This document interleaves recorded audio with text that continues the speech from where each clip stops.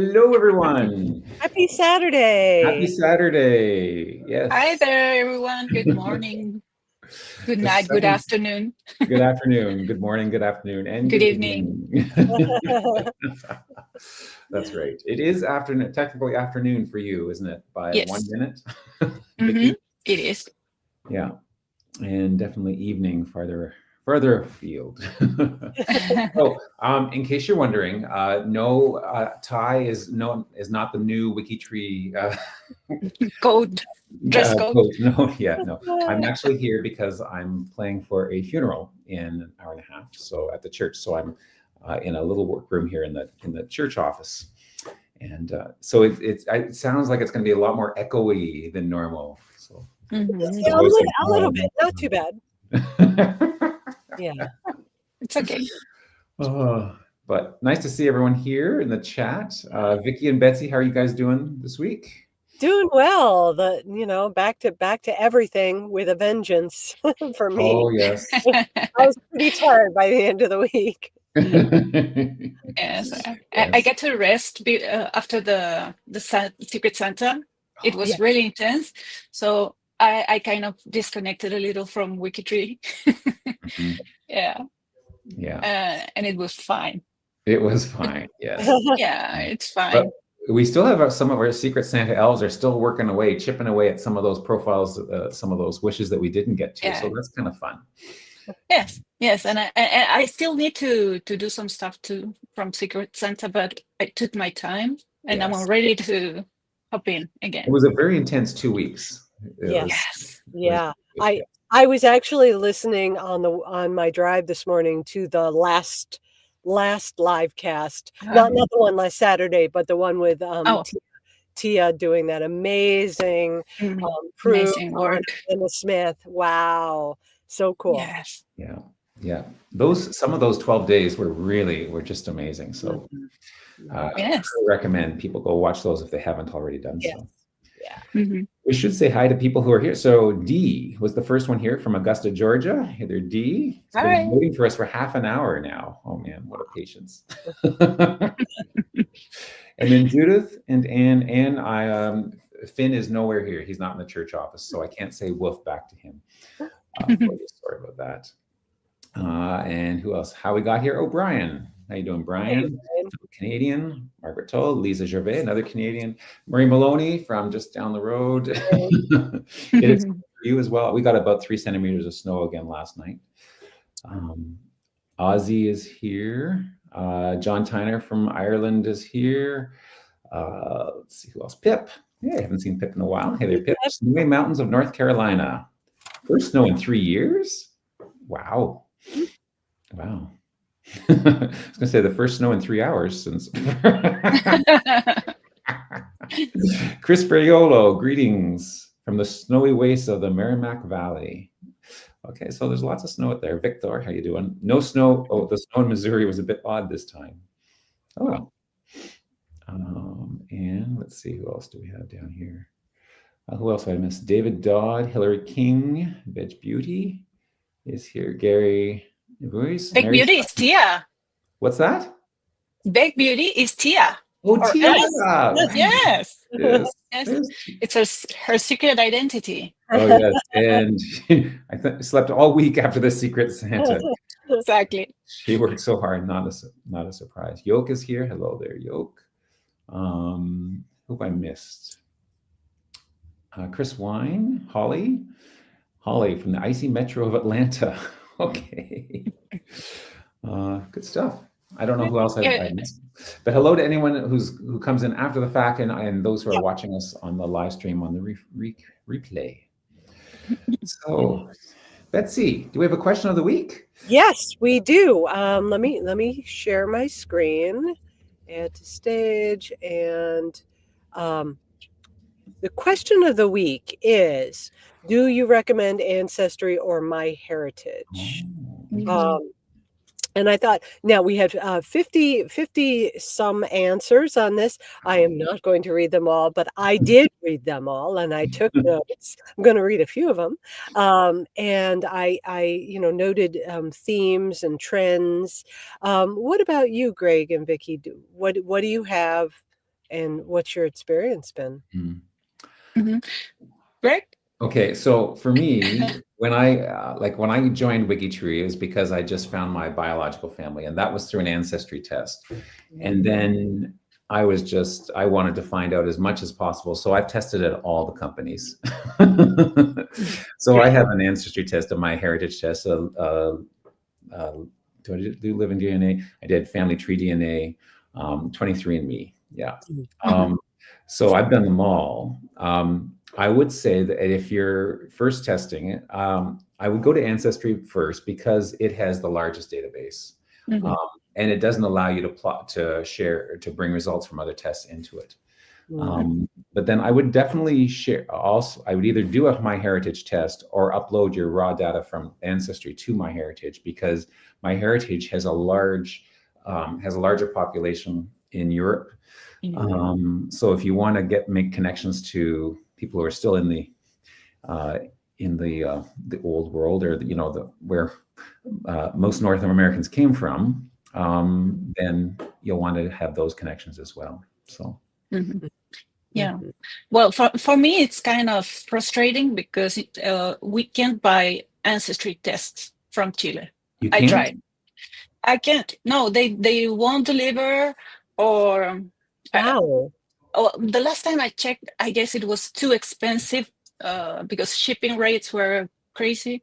I guess that's why I didn't buy it. I have my heritage, and that's the only one I could get from Chile, actually.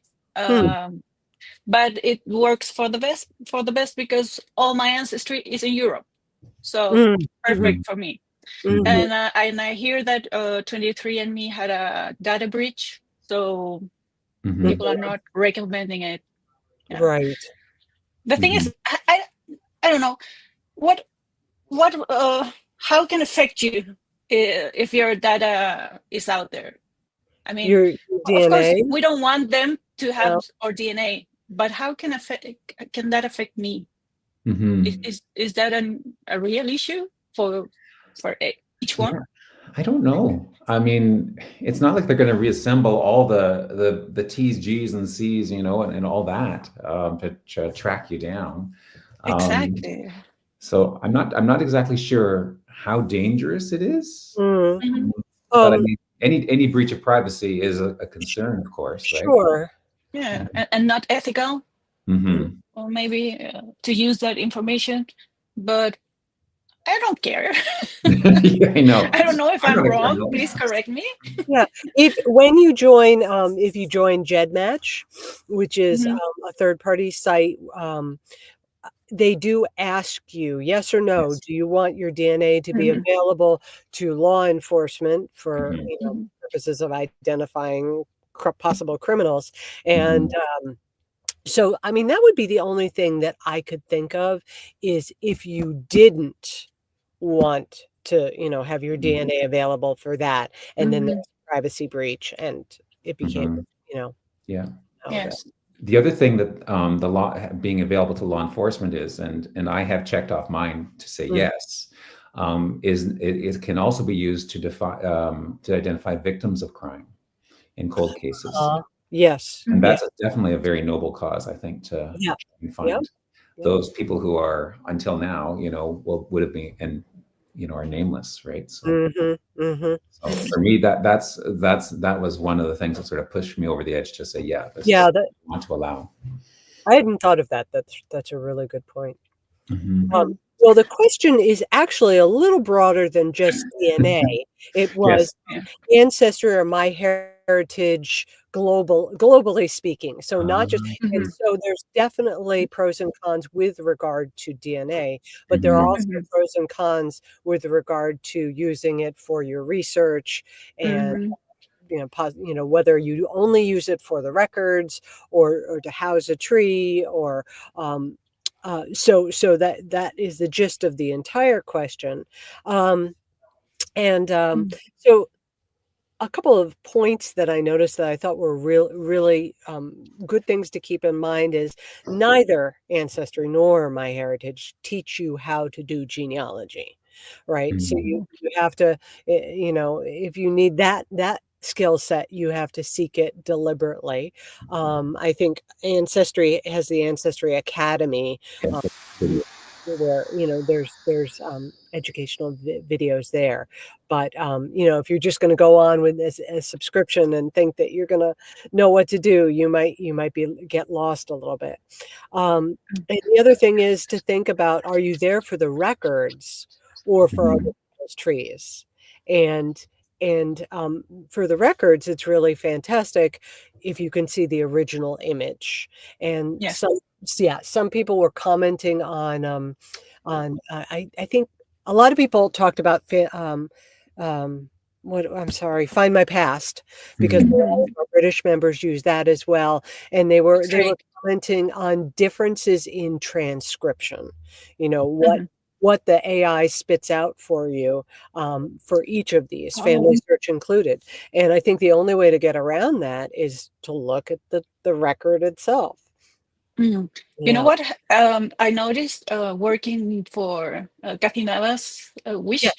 Yeah. I have Find My Past, and I saw a sharing link from Ancestry of the same record on Find My Past and Ancestry, and Find My Past gave so much more information, key information to go and advance on the research that Ancestry wouldn't give. And I think the other difference, correct me if I'm wrong, MyHeritage has no sharing links. That is the impression that I got from reading. I can't say from my personal experience with MyHeritage, but people were saying, yes, those Ancestry sharing links are great. And nobody mentioned MyHeritage for that. So someone also commented that it was easier. They found it easier to move information from Ancestry to WikiTree, especially with our wonderful sourcer. Yes. But with regard to DNA, people definitely were giving more thumbs up to MyHeritage. Like Vicki said, better for European in terms of its data set. Chris Ferriolo commented on that as well. They also have a chromosome browser. I love the chromosome browser. Which is that you can get on GEDmatch, but it's really nice that it's also there on MyHeritage. Ancestry does not have that. If they had, that'd be such a game changer if Ancestry had the chromosome browser. Yeah. And on MyHeritage, you can see matches of matches. You can do that now with Ancestry, but you need an actual paid subscription to the Pro Tools. Right. Which is worth it, even if you just do it for a month to get that information, because that information is so rich. To see how your matches are connected to each other. Right. Yeah, I mean, it's like those the clusters. Yes, the auto clusters. Yeah, auto clusters. Yeah, those are fantastic. Yeah. So that's something you would get on. At least I got it on GEDmatch. Right. Those who don't know, MyHeritage does clusters too. Okay. Yeah. And without a subscription. Yeah. Right. So basically, that everybody in a certain cluster matches with you and each other. So, invaluable. I thought it was interesting. Somebody made the point, and maybe one or two people, that Ancestry through lines is better than what MyHeritage has. Now, of course, you have to be very, very careful with through lines because it's just based on other people's trees, and they may be great trees, or they may be inaccurate trees. You never know. Yeah. So I thought that, let's see, there was this post from Heather Benton. It was like really great pros and cons. And at the end of the day, she said, why not use both? Each have different. So with Ancestry, you can subscribe a month at a time, versus with MyHeritage, you have to do a 1-year subscription. Ancestry, there's no cap on how many people you can have in your tree. I was not aware there was a cap on MyHeritage. Yes, there is. Yeah. Okay. Do you know what it is? How many? No. But when I had a subscription, I Yeah. had like 700 or 1,000, and now when I don't have the subscription, I guess it's 1,000. Now I Oh. have 1,000, and it always says you're away from the limit. Whatever. Okay. So I if you guess. have a subscription, then you can go. You can have as many as you want. I guess. Okay. Okay. It was long ago, but I guess it's 1,000. Right. Ancestry, bigger DNA pool, testing pool, so more connections on the site. And then let's see. Yeah, so she felt that because she was not able to fill out her MyHeritage tree because of the cap, she wasn't able to have as many DNA connections. So that I mean, that would be true. I've got I just checked. I have 8,000 in my tree on MyHeritage. Whoa. And do you have subscription, Greg? I do. Okay. I have subscription, yeah. Okay. All right. And then we also had an answer from Amy Johnson Crow, which I thought was I have to say, I love this comment from Shonda Feather. I have been with Ancestry since they were only on a CD disc. Oh man. Late 90s. I was able to purchase for Fry's Electronic. Wow. I vaguely remember that the going to a store to get CD discs. Oh yes. But Amy says, if the question is whether to recommend Ancestry versus MyHeritage, the answer is it depends on where your research is. While there is overlap, in some of their record collections, each has unique collections. Which is more valuable depends on the individual researcher's needs. If the question is whether to recommend Ancestry and or MyHeritage as something that a beginner needs, the answer again is it depends. Does the researcher have access to those services via their local library? Yeah, because many libraries will have a subscription where you can just go to the library and work there. How long has the person been doing genealogy? If it's only been a few days, then no. These services are not yet what they need. As for WikiTree being a replacement for either of them, I think that's comparing apples and oranges. WikiTree is a fabulous place for sharing your research, but it isn't the best place to do your research. Yeah. So, yeah. So thank you for that, Amy. And I just I'm going to close off with what was selected as the best answer by Nettie Mae Lucas, and it was posted by Alexis Nelson. She said, I started out joining Ancestry about 10 years ago, and I later joined MyHeritage. I still pay into Ancestry, which I consider rather expensive, and I spend very little time there. Yes, there are several mistakes, and my second great-grandmother remains completely wrong in several trees on Ancestry. When I found WikiTree, my first thought was, I can correct the errors in my McCleary family. My grandmother had saved her grandparents' newspaper obituaries, so I knew my grandmother had her family correct. WikiTree being free has allowed me to help others that don't belong to Ancestry or MyHeritage. Examples: 4 ladies were able to join the DAR. Her granddaughters were working on college papers.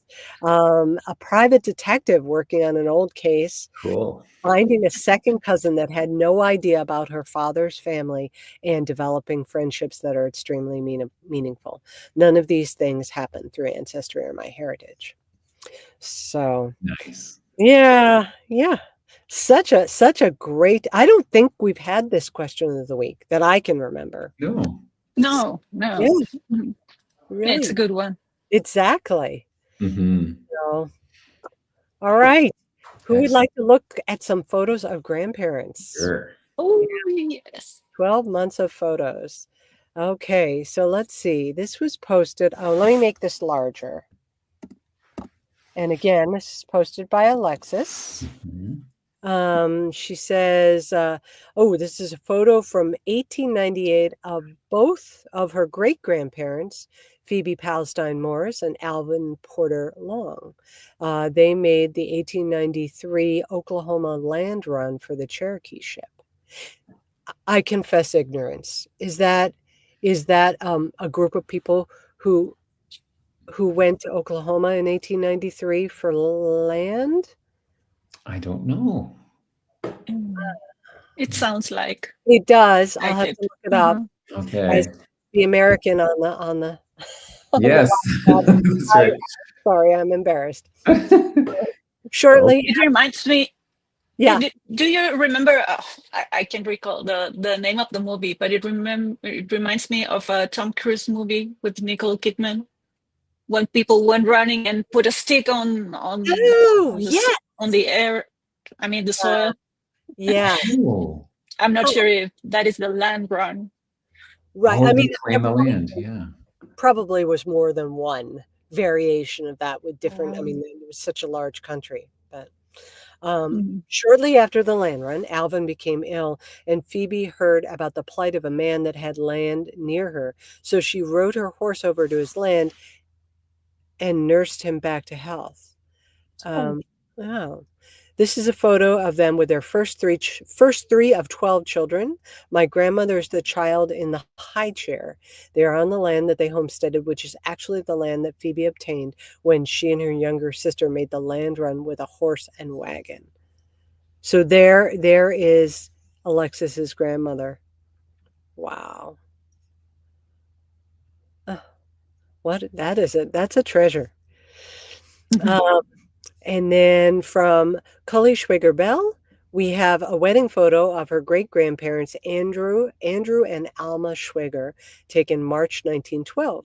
They lived in a tiny town in Wisconsin where Andrew worked on the railroad. First generation born in the United States. I love her dress. Beautiful. Yes. Then Brenda Millage posted this one of her grandparents, Arthur Augustus Millage and Clarice Gwendolyn Henley. My sister made them this gingerbread house for Christmas in 1972. Aw. Christmas hats. I like those Christmas crowns. That's an English thing. Oh, it is? I didn't know. Yeah. There where you I think you get the Christmas crackers and you open them up and there's some like little things, but one of them is always like a little plastic crown or paper. Oh, yeah. I have no idea. Yeah. And that is a gingerbread, right? Like a cookie? Yes, exactly. I mean, some of them are so gorgeous. You don't want to eat them, but yes, they're edible. Yeah. Yeah, beautiful. Then we have, let's see, from Judith Fry. This is the only picture I have of my grandpa Bradford and grandma Greenleaf. Grandpa died when my mom was 11, and grandma later married Mr. Henry Greenleaf when my mom was about 15. I only ever knew my grandma as Grandma Greenleaf. That is even how I would address my letters to her. Grandma Greenleaf. Okay, she got a kick out of it and said the mailman enjoyed letting her know that she got a letter from her granddaughter in Texas. It's amazing how much my mom looks like my grandmother and how much my middle brother looks like my grandfather. Oh. Wow. Joseph Trichler. Though it is probably because of the car, I love this photo of Grandma and Grandpa Dottie with their first child out for a family drive. Wow. It's awesome. Yes. Oh, that is a fantastic car.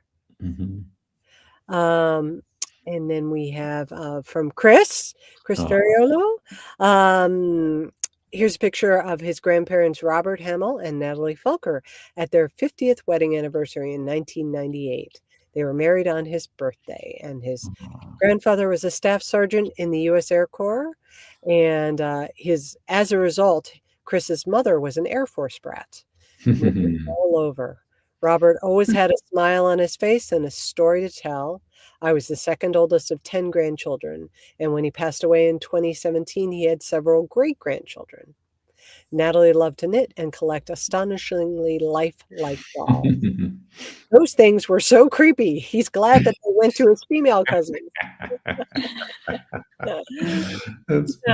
And his grandparents told me lots of stories about his ancestors, and that sparked his interest in genealogy. Mhm. So, and Emily Holmberg, and this is our last one, says, this is a photo of my husband's great-grandparents, Sven Johan Gustafsson, also known as John Sven Holmberg, and Anna Christina Johansdotter, with their family in another 1898 photo. This picture was part of my daughter's treasure from her special day on the TV show Alt für Sverige. It's a treasure because, yeah, I would love to know more about this TV show. It's the only picture that we have of my husband's grandfather. So the oldest, it is. Wow. Very nice. Yeah. Oh, the kids look so sweet. I know. They're very and well behaved. I know. Wow. Definitely not like that all the time, but Uh-huh. the cute boy in the middle is my husband's grandfather, Carl Rudolf Holmberg, at about 4 years old. So I guess that's him. Yeah. Nice. Wow. Yeah. Great So, picture. yeah. I am going to suggest maybe we hold on the January ancestors, and so that we can move things along. We're on a little bit of a schedule today. That's right. Yes. Yeah. You know, So, yeah. Are you coming next, right, Greg? Yeah, I'll go next. Yes. So, by the way, while we were talking, I did find a Wikipedia article on about the land run. About the land rush. Oh, thank you. Yes, tell us. And other people have commented in the chat as well. So now, are you seeing the screen? Yes. Yes. There's the land run of 1893, also known as the Cherokee Outlet Opening or the Cherokee Strip land run. It was the fourth one that Oklahoma had done, apparently. And there in red, that's sort of the top left corner of Oklahoma, is the part that I guess that was the 85 one. So it began at noon, September 16th, 1893, with an estimated 100,000 people taking part. Wow. And I think, as someone said, it started with a gun to say, on your marks, get ready, go, or whatever. There were 4 different land offices set up, and troops were set around to keep things in order. But there were Sooners, and someone in the chat mentioned the nickname Sooners, people who snuck in before to get some of it, because of course the demand for land was more than what was available, even with 100,000 people. So anyways, a number of counties were named after the run and stuff. So and someone suggested, I think it was Anne Fiordalisi, or she replied to someone who suggested that the musical Oklahoma was based on that, or partly was something to do with it. And yes, and Mary and John Tyner found the name of the movie that I was talking about. Oh, excellent. Yeah. Nice. Great work. That's great. Well, the connection checkers game for this week is Born in 25, because of course we're in the year 2025, or the year 45 squared, if you prefer to call it that. So these are all people born in some year ending in 2020, ending in 25, from 1925 all the way back to 1225. So if we let's just start at the most recent and going backwards. Angela Bridget Lansbury was born in 1925. And I was thinking, well, she just passed away recently. How could she be that old? But remember, she was 96 when she passed away in 2022. So she lived to be a grand old age. And I know we've covered her before in the profiles of the week, but of course she's award-winning actress in television, on stage. One of her first movies was in 1944, a movie called Gaslight. She was in The Manchurian Candidate, and in that one, I believe she was the sort of the evil mother, sort of a Lady Macbeth character, steering the Manchurian, the politician in that. Quite different from her characters that she would play later on, like Auntie Mame in Mame, or Murder, She Wrote, of course, Jessica Fletcher, her most famous incarnation. And then, of course, she also did voice work for lots of Disney stuff, including Mrs. Potts in Beauty and the Beast. Was married twice. The profile here actually has her marriage announcement to her second husband. Interestingly, she wanted to get married in the church in the little area of Cockney where she grew up. But she wasn't allowed because both she and her second husband were divorcees, and that was against the rules. So they had to pick a Scottish Presbyterian church around the corner. Oh. But they were married in London, which she said that's what counted. So yeah. Anyways, and some lovely pictures. There's one from her, an early movie she did, a picture of Dorian Gray. She was quite a beauty. Then we have Riley Ben King, also born in 1925, more commonly known as B.B. King, the American blues singer and writer. Mm-hmm. Yeah. He wrote Stand By Me, right? No, I don't think he No? I think we need to check on that. No, the song, not the story. No? Nope. Okay. For some reason I thought he performed that or wrote it. Anyways, born in September 16th, 1925. No, sorry, that is Ben E. King. Oh, Ben E. King, not B.B. King. Mm-hmm. Ah, well, okay. So his father left his family early. His mother remarried, and he went to live with his maternal grandmother. And then at age 12, he got his first guitar. And then he pursued his career in music, in blues. 49, signed his first contract. 60 years of concerts and recordings. Lots of things. His birthplace is part of the Mississippi Blues Trail. That's pretty cool. And of course, he was in the Blues Hall of Fame. It's 1980. Sadly, he had to stop touring in 2014 due to tearing health, and passed away the next year in 2015. Then we have Wallace Kaname Yonamine, and I'm not sure if I'm pronouncing his name exactly right, but he was born in Hawaii, but he is of Japanese heritage, Issei Japanese parents, and was raised in Lahaina, which I'm guessing is in Hawaii. He was a multi-sport athlete, played All-American football, and in Japan's Nippon Professional Baseball League. He was also the first American to play professional baseball in Japan after World War II. And his football was with the San Francisco 49ers in their second season. And then going back a century, born in 1825, Jean-Martin Charcot. He was born in November 1825 in Paris, France, part of the France Project, this profile. He was a doctor, a neurologist. He was the one who discovered the amyotrophic lateral sclerosis disease, which is also more commonly known as Lou Gehrig's disease. Uh-huh. But before it was commonly called Lou Gehrig's disease, it was named after him and called Charcot disease. Because no matter who you are, saying amyotrophic lateral sclerosis is a mouthful. It sure is.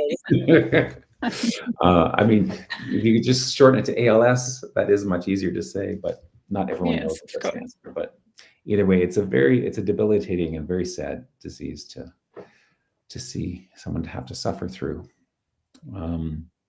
But he was born in the second arrondissement of Paris and got married in the 9th arrondissement. So in case you don't know, Paris, the city outline is basically built on a series of spirals, and each of those spirals is called an arrondissement. And I believe they number them from the center outwards. And so when they say the second arrondissement, that means he's somewhere in that second layer. He was also a member of he was an officier in the Légion d'honneur, or an officer in the Legion of Honor. And he passed away in 1864. Joseph Noël Richaud is Canadian. He was born in L'Assomption in Bas-Canada. That was in 1825. So that was before Canada became a country in 1867. So in this place, so this is would have been in Quebec, or what is now known as Quebec, but it was either Lower Canada in English or Bas-Canada in French. And he was born on Christmas Day. So that hence his name, Joseph Noël. Oh, nice. And then he actually became a priest. And if you take a look at him, he looks like Father Christmas. Like he could be Père Noël. Yes. Yes. Canadian Santa Claus. The Canadian Santa Claus, Joseph Noël Richaud. So he went to college in L'Assomption. And then he studied. Then he studied for the priesthood. Interestingly, I found this interesting. When he was at the college, one of the things he did is he looked after the farm on the college. So they would have had a model farm. I think a lot of colleges did that, and then would teach, farming techniques and whatnot, and it would also provide some food for the people who lived at the college. And then he went to the mission of Saint-Agathe-des-Monts, which was in Quebec, the Quebec area. But then he moved to the Red River Colony. And for those who know Canadian history, the Red River Colony around the in the later half of the 1800s was an area where there was some dissent with the colonists and the government of Canada. Louis Riel was a famous leader there who was actually executed for defying the government. But he was part of that Red River Rebellion. He played an important role trying to negotiate with and to meet with the leaders. And the profile goes into a lot more detail than I'm going to go to here, but it was interesting. So he worked with and knew Louis Riel and the team and sort of backed them up. And he thought he had negotiated in good faith with the government, but the government only gave him some verbal agreements. And so at the end of it, the rebellion, they did not get amnesty or land claims that they had been promised. So very interesting profile and history in this one. So I recommend it. Catherine Helen Spence, also born in 1825, from Scotland, but moved and then died in Australia. Scottish-born Australian author, teacher, and journalist, politician, and leading suffragette. In 1897, she became Australia's first female political candidate, called the Greatest Australian Woman. And she was commemorated on the Australian dollar, the $5 note, actually. Wow. So that's kind of cool. She was born on Halloween, 1825, near Melrose, Scotland. Her father was a lawyer and a banker. And then they immigrated to South Australia, and they arrived there in 1839. So she was just 14, on her 14th birthday, in fact. Her dad became the town clerk. She went into journalism and literature, and then the social work and the political activities is all dedicated here. Excuse me. Here's a nice plaque. Writer, teacher, politician, lecturer, and Unitarian preacher. Interesting. So quite a well-known and impressive lady from ended up in Australia. Arthur Guinness, going back another century to 1725. If I say Guinness, what's the first thing you two think of? Beer. Oh, beer, of course. Not the records. World Records? Oh, the yeah. World records, yes, of course. That's you. Yeah, that would be the very next thing. Yeah, but beer is the right answer here. Yeah. I've been looking for a Guinness beer in Chile. I couldn't find it. You can't find it? Oh. No.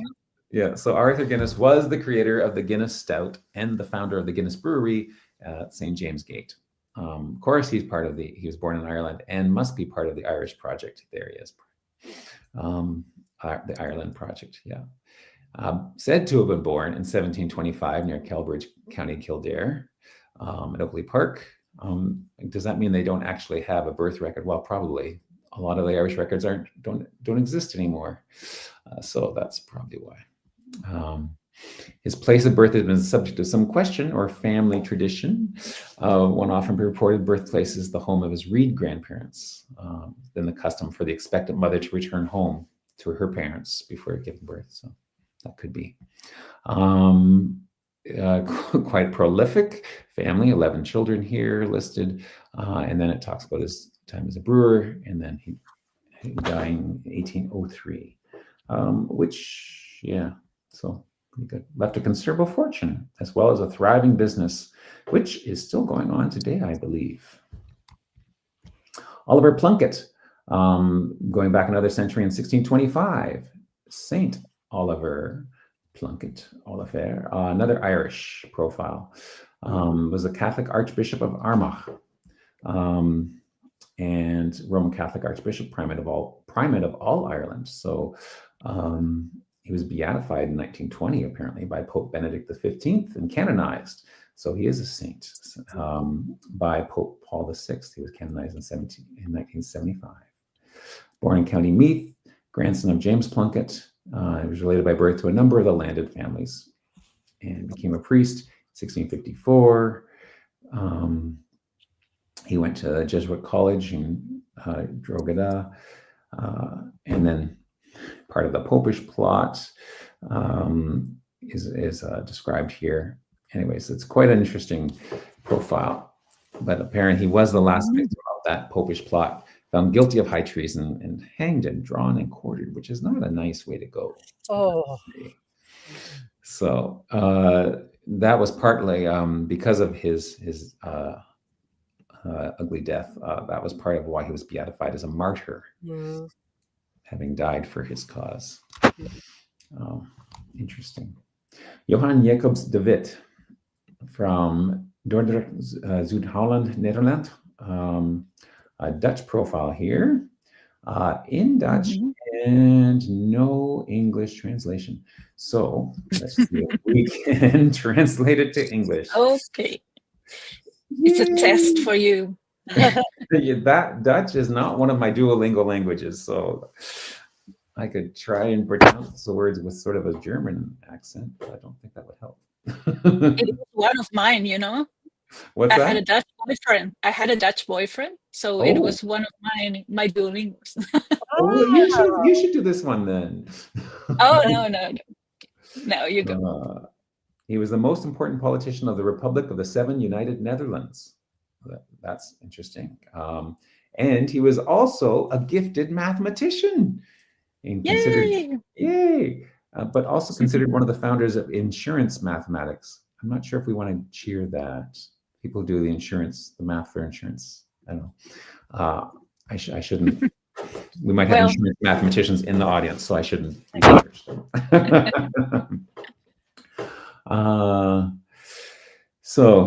Yeah, he had 8 children, and there's a statue of him. He wanted to pick up his brother from Gavagvenpoort and was murdered and gruesomely mutilated by Orangists to get another group of religions. Like, I wonder if that's like the the Protestant Orange group. The House of Orange. Yeah. Yes. Right. Together with his brother. Ooh, the murder is considered one of the most memorable and shameful events in Dutch history. Oh no, that's very sad.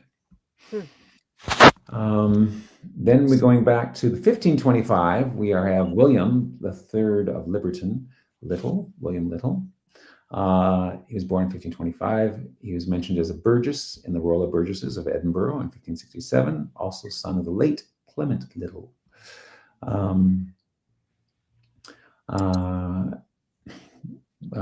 When other burgesses and councillors were charged to attend the palace and the prison of Little at his own expense upon the pain of treason to answer the charges of trying to take gold and silver out of the country.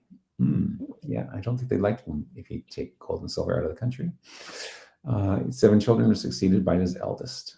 And there's a bunch of research notes here. So there's still, looks like there's some work to do on the profile, or some things of interest that they're not quite sure about. So very interesting there. Going back in time, one more. Juana Enriquez, Cordoba, Aragon.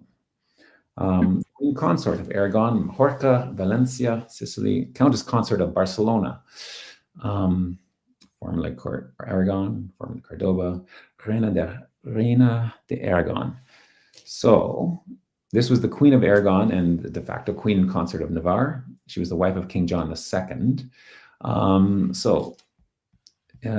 Spanish, correct? Am I right in saying that she was born in Spain?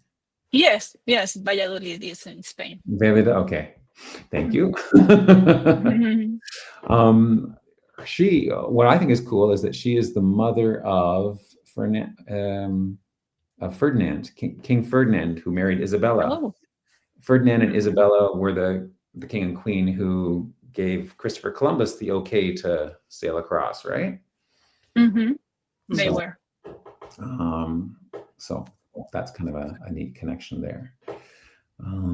So like many of the royal families back then, there's lots of connections with other royal families and all these different titles and stuff. But yeah. Mother of King Ferdinand. That's kind of cool. Wow. And then the last one, born about, now it says 1224. Well, I guess that rounds up to 1225 because it said 1225 earlier. I don't know. Born circa 1225. Who changed it to 1224? Let's see. Someone, I don't know. Someone recently, maybe. Oh, well. 1224. St. Thomas Aquinas, doctor of the church, or angel doctor, because many of his writings talked about angels. He was a saint, doctor of the Catholic Church, and a philosopher. So many of the church's philosophies are based on some of the work that he has done and has steered the direction over the last, almost or 800 years or so.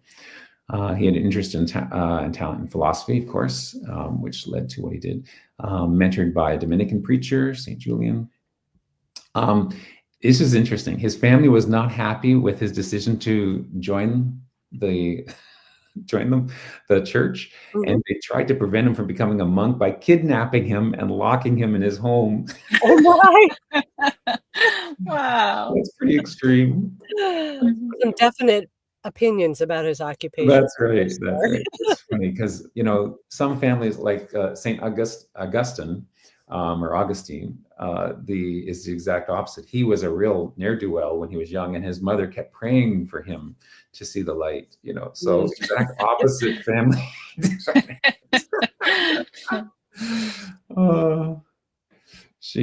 Anyways, he released by escaping.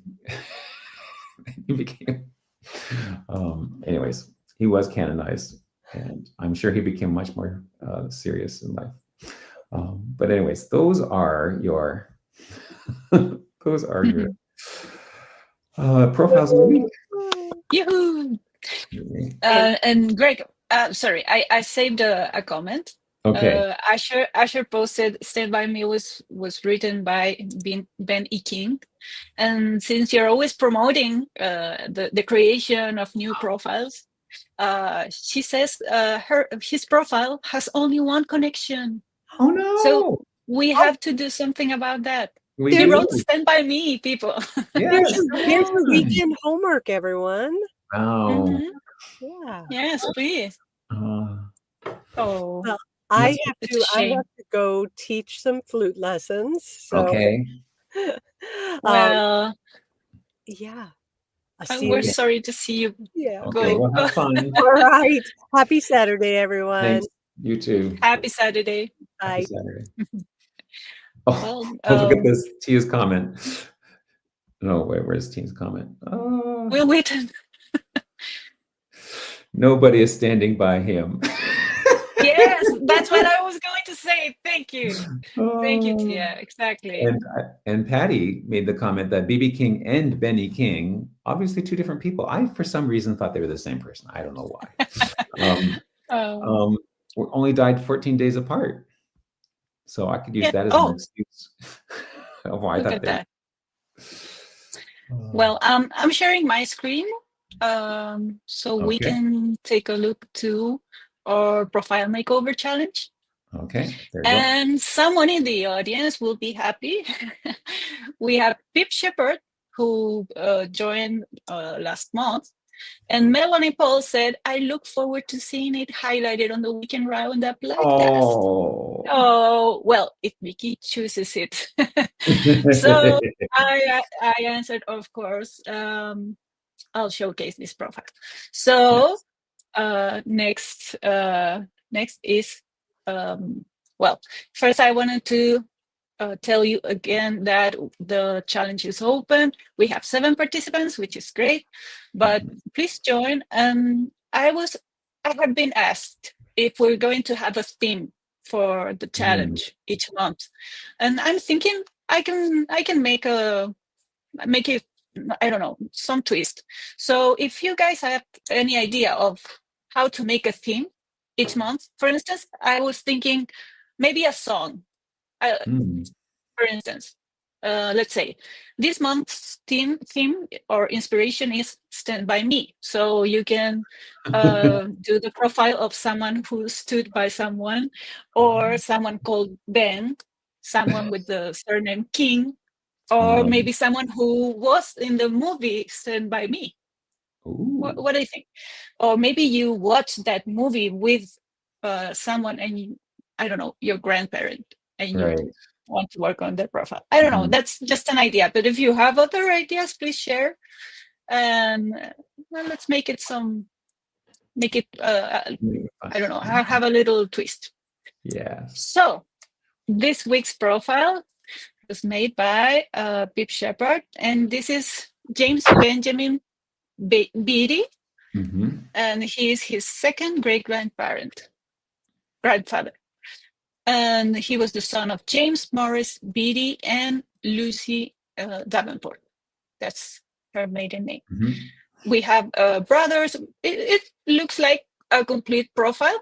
You can say he has his siblings and his sons, his spouse, Frances Elizabeth Beatty. And we have a short biography with facts of when and where he was born. James was a Confederate veteran.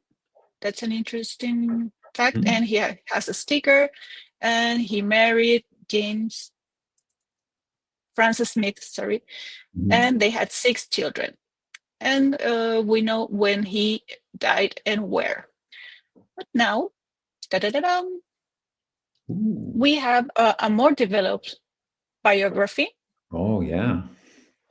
Yes, it has changes here in the text, and I want to highlight this because some weeks ago we had profiles that put they put the census record in the biography, and we talked about having the tables, which I personally like.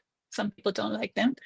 And here you can see that there is information about the census, but the fun thing is, and I think it's a talent, that Pip narrates the story. Is it okay? Yeah. Narrates? Yeah, that's good. Can you make it just one thing bigger? Just a little. Let's see if this works. Yeah. There we go. There, that's how. Okay. Yeah. So,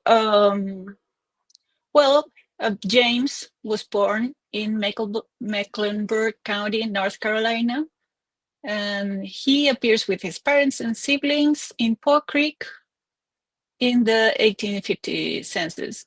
His father was a farmer with a real estate valued at $2,000. Yeah. So I'm not sure if that's some information that you get from the census. I'm not sure. Some censuses do that, especially some have a regular census and then an agricultural one attached, which gives you additional information if you own a farm. Oh, of Like course. number of Yes. buildings and the value and the stock.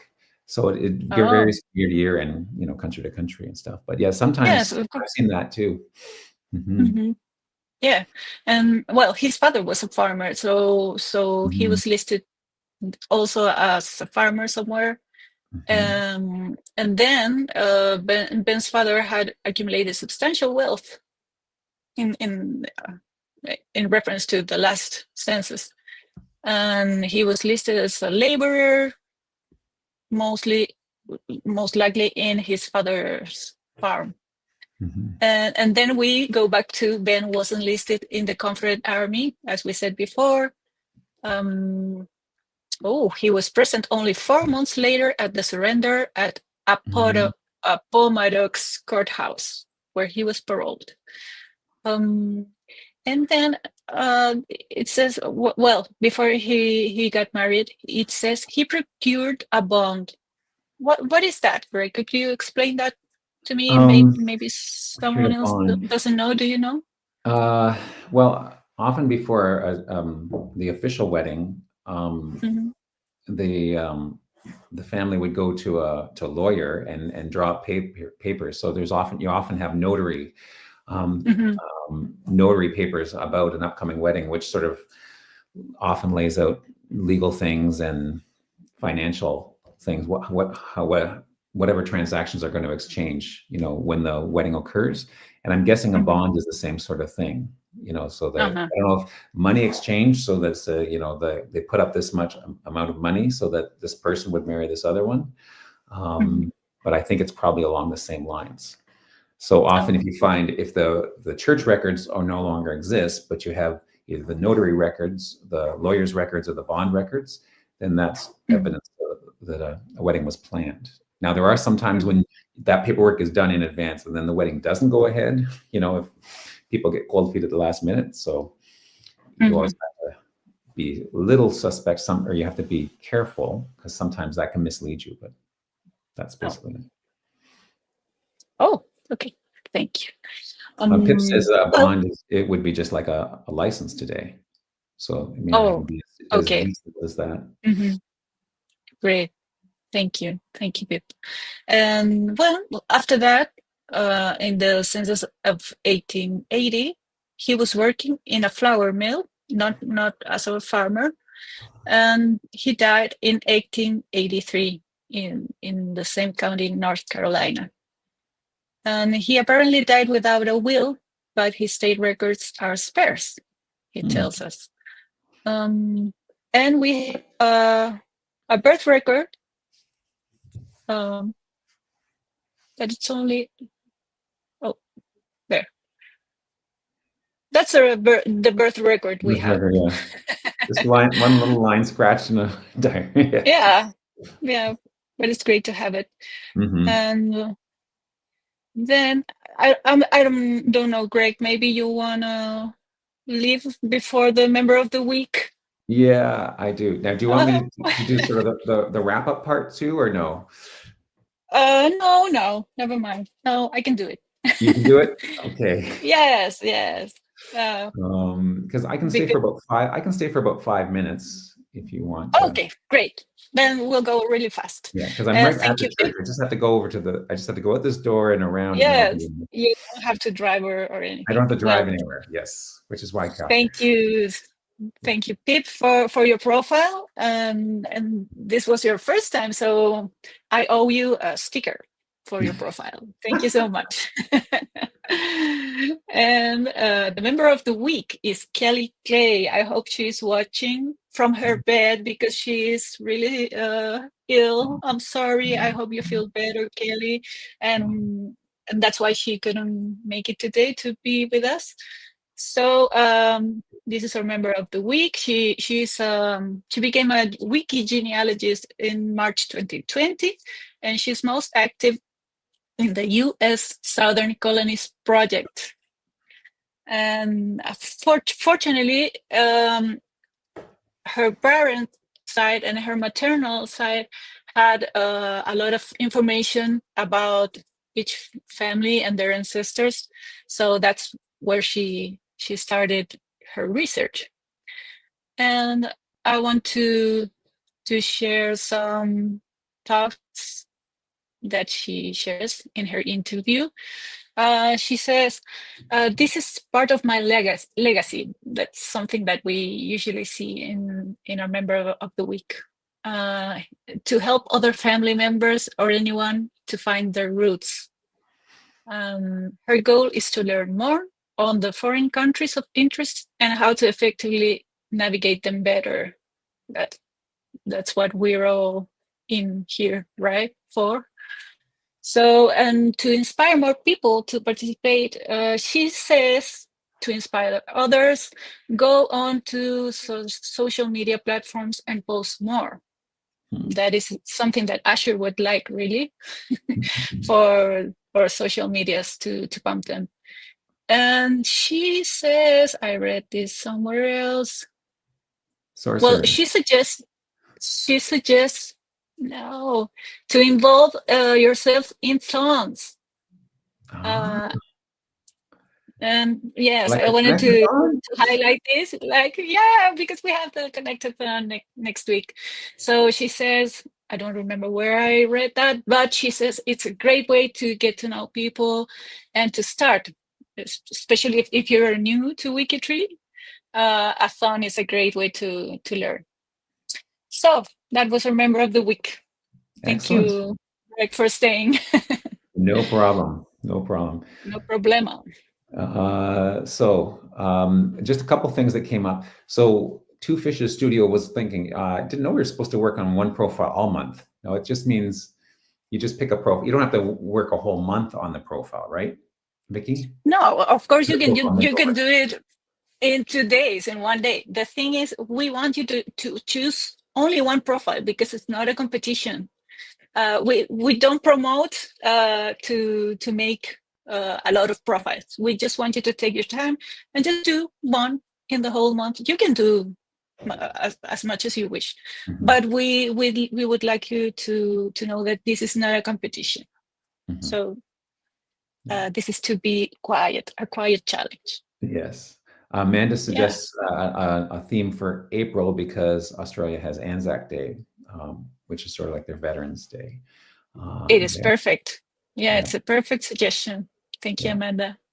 And the birth record there was written in the Bible, and it was written in pencil, and then his grandmother wrote over it in ink, so it was visible, more visible. Oh, thank you, Pete, for that. Wow, neat. Yeah. Very cool. Okay, so I am going to quickly wrap up so that I can then get to the thing. So yes, the next Connect-a-thon is happening and registration closes this Wednesday.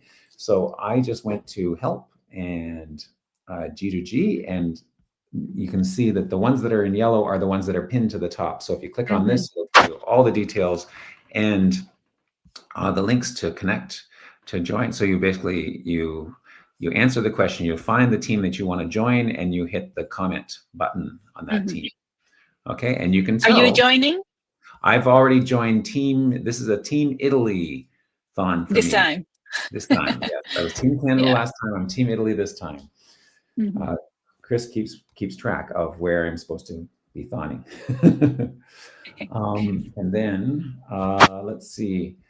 So we're going to check out some of the currently going on right now. Before the thon, we're doing the first WikiTree challenge of the year is focusing on Canadian Catherine Lake Hogan, and that's going really well. And at noon today, there's going to be a Zoom meetup with people who are working on that challenge, so we can talk about how the progress is going there. I mentioned Chris Whitten's post from last week, and I would recommend anyone who hasn't already read it to check that out. There's also, let's see what's happening around WikiTree. Lots of things are going on, of course. So we had Friday date night last night. We have the Alabama Challenge is happening on the 13th. And then, of course, we have the 52 Ancestors. Amy Johnson-Crow puts out a blog post about that once a week. And she has a special tweak to it this year. So if you check her website out, you can find out more details about that. And Chris Ferriolo puts out a post, a G2G post that highlights any of the new blogs of the week into the blogosphere. And thank you, Chris, for doing that and highlighting blogs. And if you are new to blogging and you blog about genealogy, give Chris a shout and he will add your blog to the list and let people know about it. Of course, the Connect-a-thon, sign up by Wednesday night to make sure that you're part of that. And all of the other regular challenges are going on. Let's check out the social media page for this week. Yeah, see, Catherine Lake Hogan is on. There will be a new question of the week on Monday. Mancuso is the one name studies for this week. Connection checkers, Stankov Liev. Liev? I'm not sure. I'm guessing that's Polish, but I'm not sure. Slovakia, maybe. It could be, yeah. On Wednesday, of course, we kick off. The kickoff for the Connect-a-thon is Friday, so we're going to promote it on Thursday. On Thursday. And then we'll have and because the Connect-a-thon is going all next weekend, we will not be here at the roundup time at 10 o'clock, but there'll be something happening at 8. I will be. You will be. We're both signed up for this same time. It won't be just the Saturday roundup. It won't be Saturday roundup, but there's an 8 a.m. and there's a 12 noon, but there's nothing at 10. Oh, right. We'll be every 4 hours, so it's 8 and 12, Sorry, and 4, 8, and 12, and 4, and 8 and 12. Yeah, right. 4, 8, 12, 6, 4, 8, and 12. Yeah. Anyways, and noon and midnight, of course, too. So that'll be a lot of fun. And I think I have covered everything I was supposed to cover. And thank you all very much for coming out. I have to go head into the body of the church and play the organ. But you guys have a great day, and we will see you. We'll see you here for the Connect-a-thon Friday morning. Right? We'll see you. Don't forget to sign up. Have a great day. Great weekend. Bye. Bye.